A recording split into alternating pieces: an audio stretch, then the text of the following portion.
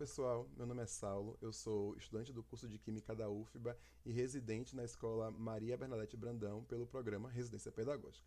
Bom, no vídeo de hoje eu vou trazer um relato da minha atuação em sala de aula, cujo tema é: você seria capaz de montar uma tabela periódica, entendendo como chegamos ao modelo atual da tabela periódica e a sua utilidade? Essa aula tem como público-alvo o primeiro ano do ensino médio, justamente por ser o primeiro contato dos alunos com a química como disciplina. E o seu objetivo principal é desmistificar a ideia da tabela periódica como um documento de memorização e passar a pôr no lugar como um documento de consulta e auxílio para o aluno durante o seu aprendizado de química, certo? Essa aula foi pensada para ser 6 aulas, mas como nos aproximamos do período final da residência, eu encurtei para 5 para que tudo pudesse ficar dentro do prazo. Bom, a primeira aula ela é uma abordagem histórica, certo?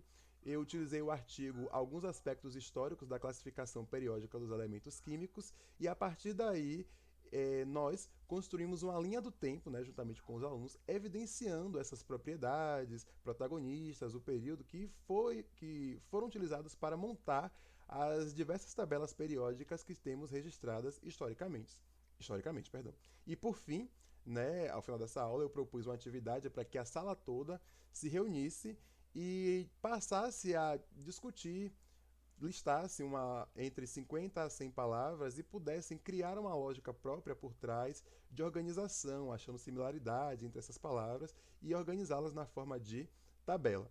Deixei livre, inclusive, para que seus alunos quisessem inventar as próprias palavras, né? O processo criativo está bem livre nas mãos deles, né? Algumas exigências aí apresentadas da que eu fiz pela atividade. E a segunda aula foi uma aula literalmente sobre leitura da tabela periódica. Então, nós evidenciamos algumas palavras-chave para que a discussão não ficasse tão perdida e os alunos se familiarizassem com essas palavras.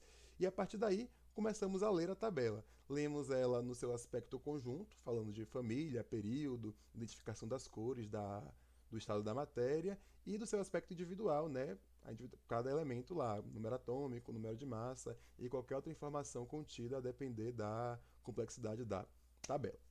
A aula 3, que está aí como 3 e 4, foi uma junção, na verdade, da aula 1 e 2, porque agora nós vamos fazer a leitura da tabela periódica entendendo a lógica de distribuição e representação, e composição também, óbvio, das propriedades periódicas distribuídas na tabela periódica.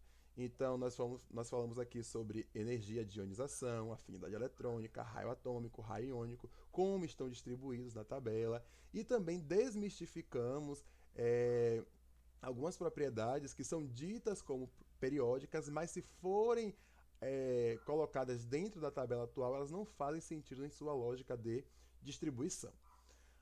A aula 4 seria um quiz, uma gincana, uma aula lúdica que eu preparei para os alunos. Até o momento de gravação desse vídeo ainda não foi realizada, certo? Na próxima semana e seguinte na final.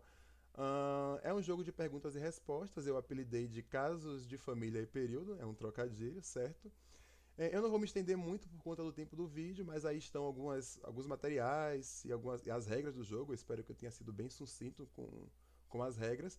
Mas é justamente isso. É um quiz que, de fato, vai ter o auxílio da tabela periódica, porque aqui o exercício principal é praticar a leitura da tabela. Então os alunos terão, sim, consulta à tabela, não é nada de memorização.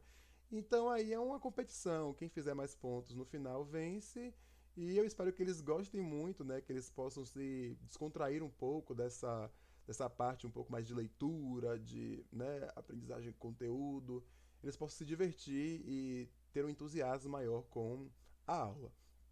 Aqui também tem alguns exemplos das perguntas que eu fiz, né? Como eu disse, usei bastante trocadilho, coisas do tipo. E por fim, seria a montagem, perdão, a apresentação da montagem da tabela periódica que a turma fez como um todo, né? Então aqui seria aberto todo o processo criativo de discussão, a lógica por trás, como eles fizeram para se organizar na tabela, tudo mais. Esse momento seria para ver se eles de fato entenderam a lógica de uma construção de tabela e se eles sabem classificá-las por períodos, né? Vai ser essa apresentação. Bom, o vídeo de hoje é isso. Eu agradeço a participação de quem está aqui. Um bom dia, boa tarde ou boa noite e até a próxima.